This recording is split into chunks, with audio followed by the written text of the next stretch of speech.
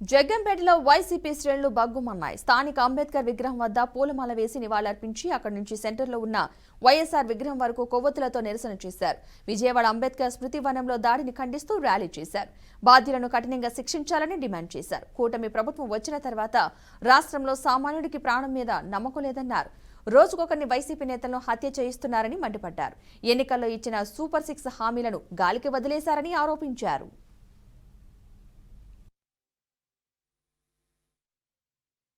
ఇచ్చినటువంటి మాట సూపర్ 6 అని లేకపోతే అనేక రకాలైనటువంటి వాగ్దానాలతో వచ్చినటువంటి వారు అవన్నీ కూడా గాలికి వదిలేసి ప్రజల మీద మాత్రం పడి రకరకాల దౌర్జన్యాలు అనేటువంటి దమనకాండలు చేస్తున్నటువంటి పరిస్థితి ఈరోజు దాడులేదు. మరి ఈ ప్రభుత్వం మరి ఈరోజు అంబేద్కర్ గారి యొక్క ఏదైతే అవమానకరంగా ఆయన యొక్క మహాశిల్పాన్ని ఏదైతే జగన్మోహన్ రెడ్డి గారు నెలకొల్పారు విజయవాడ సెంటర్లో, మరి అప్పట్లో ఆ యొక్క ప్రారంభోత్సవానికి మన నియోజకవర్గం నుంచి కూడా వందలాదిగా మరి దళిత సోదరులే, కేవలం దళిత సోదరులు అందరూ కూడా మరి వారి యొక్క ఖర్చులతో మరి అక్కడికి విజయవాడ కూడా వెళ్ళినటువంటి పరిస్థితి. మరి అటువంటి నేపథ్యంలో ఈరోజు వారి విగ్రహానికి జరిగినటువంటి అవమానం దృష్టిలో పెట్టుకుని నిన్నటి రోజున మరి అంబేద్కర్ గారి యొక్క విగ్రహాల దగ్గర పాలాభిషేకం చేయడం కానీ మరి వారికి దండలేసి నివాళులర్పించే కార్యక్రమం మరి జగ్గంపేట నియోజకవర్గంలో పలు మండలాల్లో పలు గ్రామాల్లో చేయడం కూడా జరిగింది.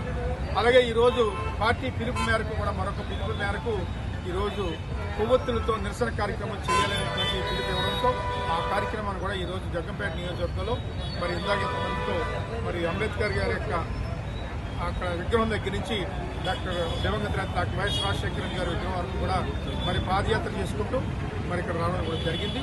మరి ఇక్కడ రాజశేఖర రెడ్డి గారు కూడా నివాళులర్పించడం జరిగింది. మరి అంబేద్కర్ గారు ఏ రకంగా ఈ దేశం కోసం మరి రాజ్యాంగాన్ని రాశారు, అలాగే ఆ రాజ్యాంగాన్ని మరి కూచా తప్పకుండా అమలు చేసి ప్రజలకు అనేక సంక్షేమ కార్యక్రమాలు ఇచ్చి దిశ ఈ దేశంలోనే నడిపిన వ్యక్తి మరి డాక్టర్ వైఎస్ రాజశేఖర రెడ్డి. మరి ఆయనకు కూడా ఘనంగా